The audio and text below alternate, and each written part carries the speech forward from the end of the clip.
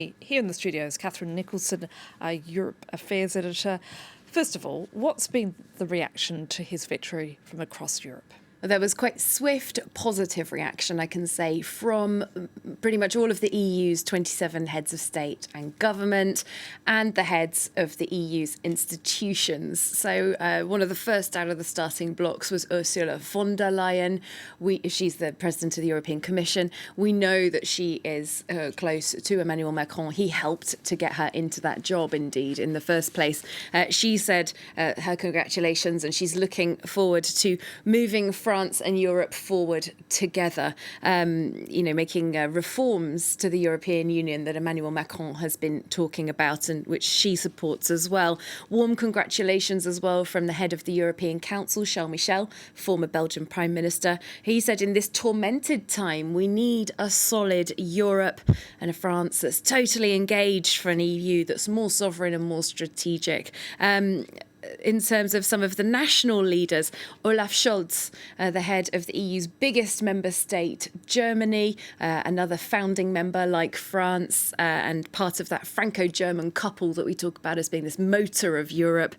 He said, your voters have today shown a strong commitment to Europe. And Olaf Scholz, actually, a few days before the vote, he co-authored an op-ed in the French broadsheet Le Monde with the Spanish and Portuguese prime ministers, where they called on French voters not to choose the candidate of the far right. They didn't name names, but it was completely obvious what they were talking about. They wanted this Macron win, and they were pleased to see it. Emmanuel Macron himself had said this vote is going to be a referendum on Europe, a de facto referendum on Europe. And it seems, I think, that those European leaders agreed with him. Just a couple of reactions outside of the European Union itself as well. Boris Johnson, he was quite quick with the reaction as well, and the congratulations to Emmanuel Macron in English and in French.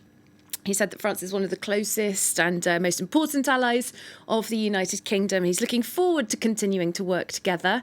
Now, today in the British press, we've been hearing that Boris Johnson's been briefing about wanting to have a reset of relations with Paris. So they've hit a pretty bad low, haven't they, in recent months? To say the least. You're quite right, Annette. Yeah, on all sorts of issues, fishing rights in the English Channel, irregular migration in the English Channel, even the Westminster government's position on Northern Ireland, which you might not think would be a huge concern for Paris, but because it's a fundamental part of the Brexit deal and the UK's future relationship with the EU, it's something that is important to Paris. And also, looking outside the European Union, Volodymyr Zelensky, a would-be EU leader, we can say. A wannabe European. Yes. He said that Macron is a true friend of Ukraine, appreciate his support. I think trying to encourage Macron to continue the support he's shown to Ukraine, of course, there. He said, we will advance together towards new common victories, towards a strong, united Europe. Again, I think this feeding into his desire for Ukraine to become an EU member state as soon as possible.